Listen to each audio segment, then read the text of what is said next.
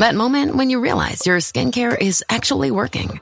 That's Rodan and Fields, the #1 female dermatologist-founded skincare brand in the U.S. Designed by 2 dermatologists who don't just know women's skin, they know how to formulate for it. Rodan and Fields, love what you see. Tap the banner or visit rodanandfields.com/Spotify to get your exclusive welcome offer. Today's episode is brought to you by SalesCred Pro, the strategic resource for B2B sales that fortifies your credibility and accelerates the trust building needed for building successful business relationships. Get your free 7-day trial now at salescred.com/PRO. Welcome to the Manage Smarter podcast with hosts C. Lee Smith and Audrey Strong. We're glad you're here for discussions on new ways to manage smarter, hire, develop, and retain talent, improve results, and propel team performance to new heights. This is the Manage Smarter podcast. Okay, so Lee, you've run this company for 30 plus years. But have you ever been fired from a gig, a job? Because I know I have. Fired from a gig, but I came really close. Back in my early days of my career or whatever. Yeah. So yeah, it was coming, but I got out before it happened. Well, our guest today says that can be a blessing in disguise, and you really need to take a different view of your career development. Welcome to Manage Smarter, everyone. I'm Audrey Strong, Vice President of Communications here at Sales Fuel. I'm C. Lee Smith. I'm the CEO and founder of Sales Fuel. And Audrey, I'm thinking about that, and it's a great refocus, right? About looking at what you do, how you do it, and everything like that. But can also, as Stephanie says, can be the linchpin of something bigger and better if you choose to take it that way. But it's just adversity that has to be overcome, just like anything else. Exactly. So Stephanie Brown is coming to the rescue for you, if that is your current set of circumstances. The founder of Creative Career Level Up, a program that helps those in marketing, creative, and tech industries accelerate their careers and secure their next perfect role, along with a promotion and a salary increase. Wow, who doesn't want that? Hundreds of professionals have gone through this program. Listen to some of her clients: Apple, Nike, Google, Amazon, Expedia. I mean, come on.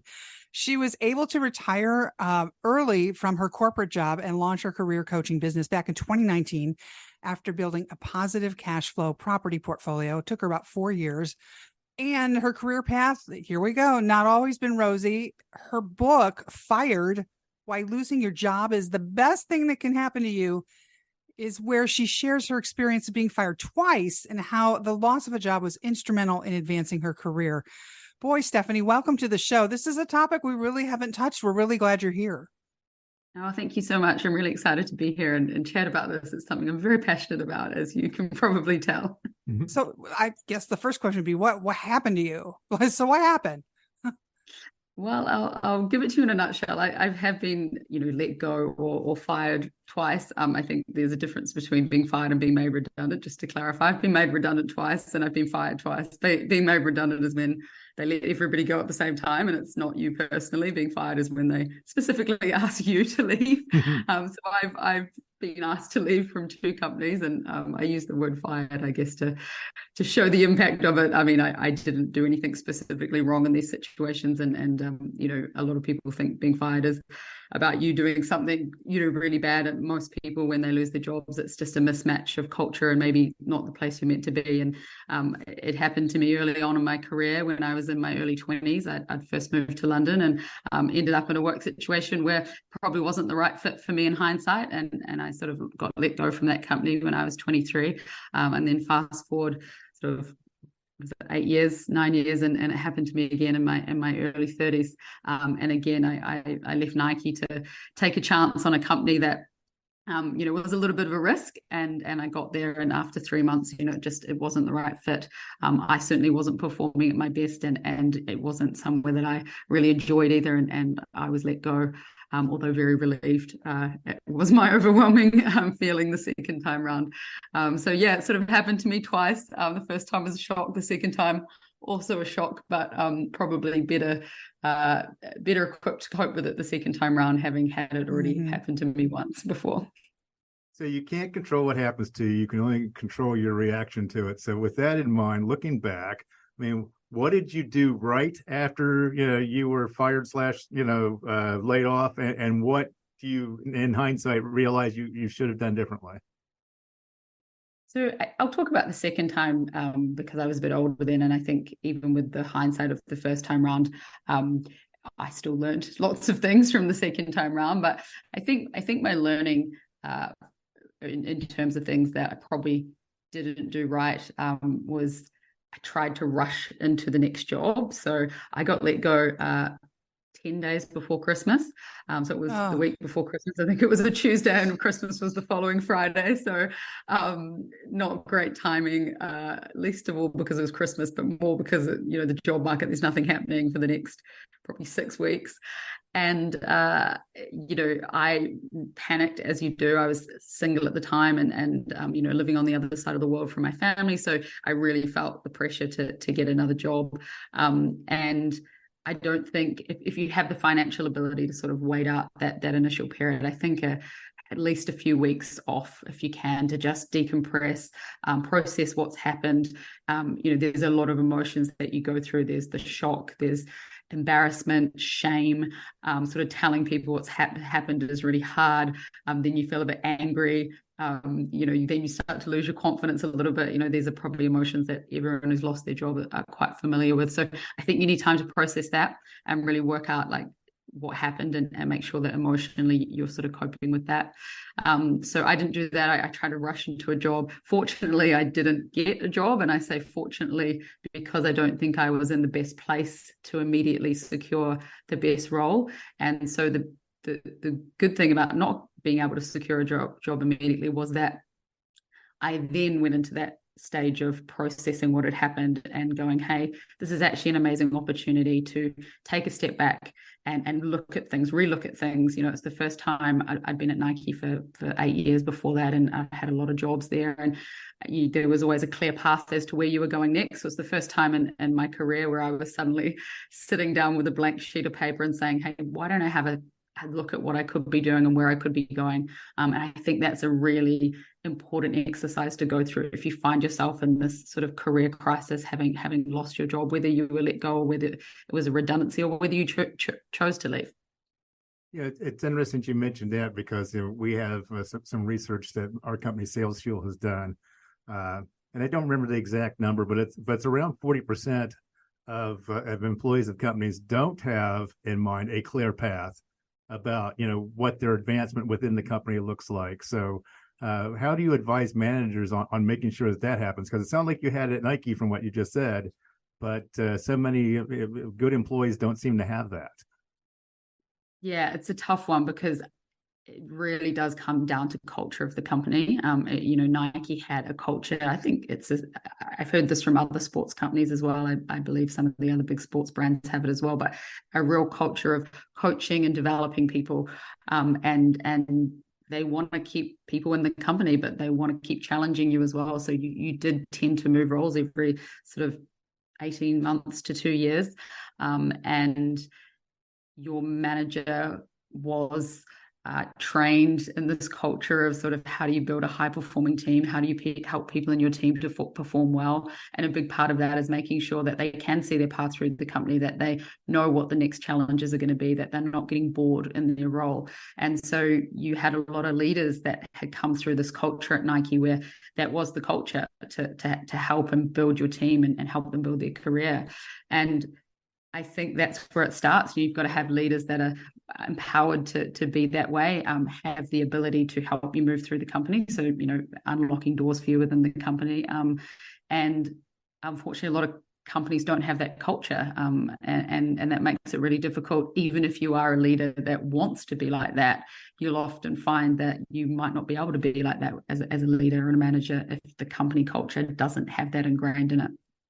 So what do? You should go into your person, let's say your middle management, so you're managing up and you're managing down, go into your person you report to and say, I'd like to have a conversation about my future here, and just be transparent about it and ask the questions. Yeah, I definitely think you've got to be forthright with, if you're the one who wants to move through the company, I think it's a good idea to be really clear with people about what you want and where you want to go. One of the biggest mistakes I did make at Nike, I got stuck in a role for longer than I should have. I got bored. My confidence started to sort of go, because around me people were progressing their careers through the company. And what I realized with the help of a mentor was that I needed to be clear about what I wanted, and I wasn't being clear about how I wanted to move through the company. And as soon as I was, people started helping me with that. So I think you do have to take a little bit of responsibility for yourself and make sure that you have a clear idea of where you want to go. And that you are communicating that to more senior people, so that if you do get some good leaders and managers who are keen to help you move through a company, they know what you want to do, and they know that you're willing to put the work in to get to where you want to go. So with your work at Creative Career Lab, I mean, obviously you do a lot of work with executives and helping them plan their careers and develop and that sort of thing. I'm curious about how you deal with people that have that little voice in their head, that I guess maybe have a touch of imposter syndrome, and how you help people deal with that, especially after they've been fired, right? Yeah, absolutely. I think most people who have lost their job, either made redundant or be fired, do suffer from a lack of confidence. And I think a lot of people suffer from imposter syndrome.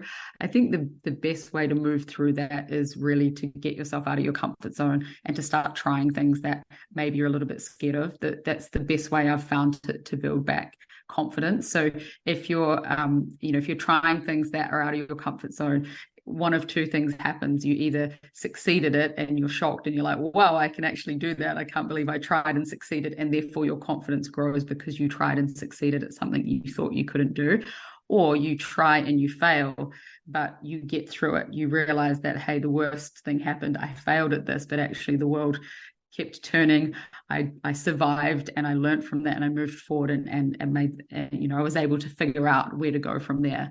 And that gives you confidence as well. So by trying things that are out of your comfort zone, by pushing yourself out of your comfort zone, one of two things happens, and both of the results of them is a growth of confidence, from what I find. So when people come to me and they're worried about imposter syndrome, I sort of explain to them this concept that one of two things is going to happen. You're either going to go in there and you're going to be amazingly successful and the imposter syndrome will go, or you'll fail. And what you'll realize is that the world doesn't end when it fails. You learn something, you work it out, and you keep moving forward. And that will give you confidence as well. Audrey, this sounds a bit like marriage counseling, doesn't it? Well, we're talking about two different things. We're talking about trying to move up within your current organization, or you've been fired and now you're trying to get in to a new job. Both those situations, Stephanie, I'm wondering, how transparent should you be about what has happened to you? So if you're in your current job, here's why I want to switch departments, or here's why I want to move up. Like, obviously I don't want to trash my current supervisor or whatever, or my former employer. So how transparent should you be? I mean, should you say, well, it was just politics. It was just politics. Or my boss doesn't like me, or that was a horrible company. Or, I mean, I was taught you never do any of that, but how should you explain to the person that is in front of you? Yeah, it's a great question. It's actually one I get all the time on my TikTok channel. So I will give you the answer, because I know a lot of people will be asking that. I think the first thing to remember is that if you have been let go, whether it's redundancy or fired, most people don't care about that as much as you do. Like, it's way more in your head than it is in the hiring manager's head. They may ask about it, but you're definitely spinning on it, and how you're going to explain it. You're thinking about that way more than they are. I had this situation, obviously, where I got legitimately fired, and I had to explain that. And I was shocked by how few people actually cared. People said, oh, you left Nike and you went to that job for 3 months. What happened? And I gave them a very short answer, and I'll explain to you how I did that. And then they just moved on. They didn't care, really. It made sense to them. And the answer I gave them was that, I took a risk on, I left Nike after 7 years, took a risk on a company, that I thought would be right for me. Actually wasn't the right fit. And now I'm out job hunting again. And the key is to keep that really short, to keep it top line. Exactly what you just said, Audrey. You never talk about anything in the past. You don't go into detail. You don't ramble. You don't try and explain things. You just say it wasn't the right fit, or whatever your very short political line is. And then what you do is you shift the focus to them. So I would say, hey, I left after 3 months. It wasn't the right fit for me, but I'm really excited about this job that you guys have got. My God, I can see how I can come and add a ton of value in this. So you shift the focus back to them. You always want it to be forward focused, looking into the future, never looking back, never complaining about anyone, never going into the detail. It's not that important, the detail. And most people asking you that question actually don't care about the detail. Let's say you've identified a job now within the company that you're in currently. And, how do you go about positioning yourself internally so that they can see you as someone that could fill that role? Yeah, great question. So I think it's really important that you sit down with people above you and find out what it takes to get into those roles. I think most people, when they're trying to make a move up, are almost embarrassed to ask for help, or they don't realize that the people that are going to be able to show them the way are the people that are already out there. And it's okay that you don't know the way to make the move from one to the next. So I think going and sitting down with your boss initially, but other senior leaders who are at that level and who may actually have an influence over who gets those positions in the future. I think sitting down with them and saying, hey, this is what I'd really like to do. I'd love to make a plan to get there. What are the skills that I might need to develop in the next 6 to 12 months, whether they're soft skills or hard skills? What are the skills that would put me in the best position to get this promotion if and when that becomes available? And even just the task of doing that and sitting down with those people really shows your intention, and shows that you're keen to make that move. The other thing you can do is make sure you always apply for those roles when they come up, even if there's no way that you're going to get them. It's called signaling. You're signaling to the business that, hey, I'm keen for these roles. And whether you get an interview and that's helpful, or whether they just say, hey, look, you're not at that level yet, you're signaling to the business that you want to stay in the business and you want to grow. And that shows them that, hey, this is a person who really wants to be here. And again, when those roles come up, if you have developed the skills as well as signal to the business that you're keen to be part of the business and to grow, that positions you as someone that's really showing the intent for those roles. What are the workplace and work style buckets? That's the only word I can think of is buckets. When you've been fired or you didn't get the promotion that you should be looking at for a little self-reflection, like what was my role in this? Why I got blown out, or why I didn't get promoted, and what are the buckets of things to look at self-improvement wise that you advise? Yeah, I think the reflection piece is really good. I'd definitely be asking for feedback and really show that you're open to feedback. Be someone that is really open to it, because people don't have to give you honest feedback, but I think the honest feedback will be the stuff that really helps you in terms of getting that opportunity in the future. So you have to show that you're someone that's willing to take feedback on, that you're not going to be aggressive or abrupt if you get the feedback. So I think showing that you're really open to get the feedback helps you with that reflection. So I would definitely be getting feedback from people involved in the process, but I wouldn't be afraid to ask some of your peers or people who are maybe on the periphery of your team or the role that you went for, and ask them for some feedback as well. And then obviously reflect yourself on what you could have done better, maybe in the positioning of yourself for the role, maybe the interview that you had. I actually recommend a lot of my clients, if they're doing online interviews, which obviously if you're going for an internal role, chances are it might be in real life. But if you're doing an online interview, I often recommend that they turn their phone on and record themselves being interviewed so they can hear what they said, because often when you're talking in a podcast, a great example, you often listen back to the podcast, you're like, what did I say? What did I say? Yeah. And interviews are the same. You sort of, sometimes you think they went really badly, you listen back to the recording, you're like, oh, actually I think I did quite well there, and vice versa. So if you can record an interview, as a tactic, that's a great one, just to listen back, and it helps you in that. But to your question, Audrey, in terms of the buckets, I think it's the sort of feedback and reflection from people involved in the process who are probably influencers, not being afraid to maybe ask for people who are on the periphery of that to give you some feedback as well, and then taking your own reflection in terms of a real honest look at what you could have done better. Let's look at it from a different role. let's say the managers or the leaders role, when one of your people have applied for a position internally that they really wanted, they really thought that they were the best person for it, and they didn't get it. How do you manage then the aftermath of that, as far as their mentality and how they go about their work? How do you help them through that and make sure that they don't go astray? Yeah, it's a great question as well. I think you have to be the kind of leader that genuinely wants to help your team grow and develop. And again, I think that comes back to the culture that you sit within in your company. Nike was very much a culture of helping, building high performing teams. That's what leaders were encouraged to do. And so if you're a leader and you are genuinely wanting to help your team develop and someone applies for a role and they don't get it, you've got to help them put a plan in place so that at least they have really clear things that they can be doing to give themselves the best possible chance of getting that role in the future.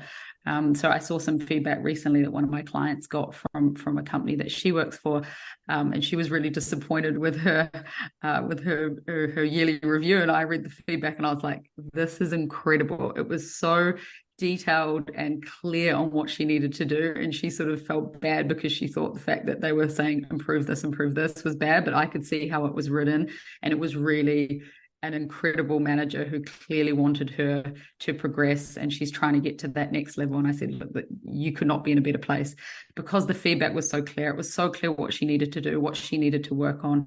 And her boss was very open and saying, hey, we can check in on this weekly. We can, after meeting, if you want to share, how you felt in the meeting, or if we have a meeting with a client, take some notes and we can review them afterwards. I was like, that's incredible. That's such an active leader. And she felt better after that, because she didn't realize, she's kind of younger, she didn't realize that like not all leaders are that willing to help you, and these people, this woman had been very clear with her on what was needed. And I think that is what you need to just keep your team, or this person in your team, feeling like, hey, I know what I need to do, I have a purpose every day, I can come and I can work on this stuff, and if I do that, there's a highly likely chance that I'll get that promotion when it becomes available again.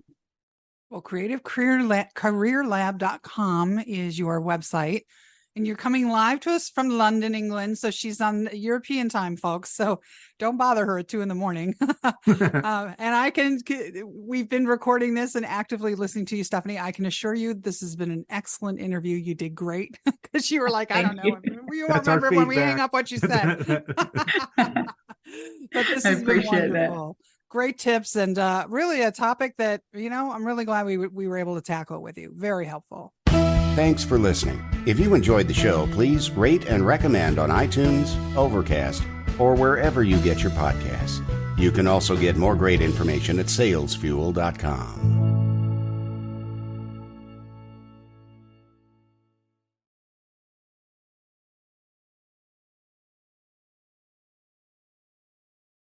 This podcast is a part of the C-Suite Radio Network.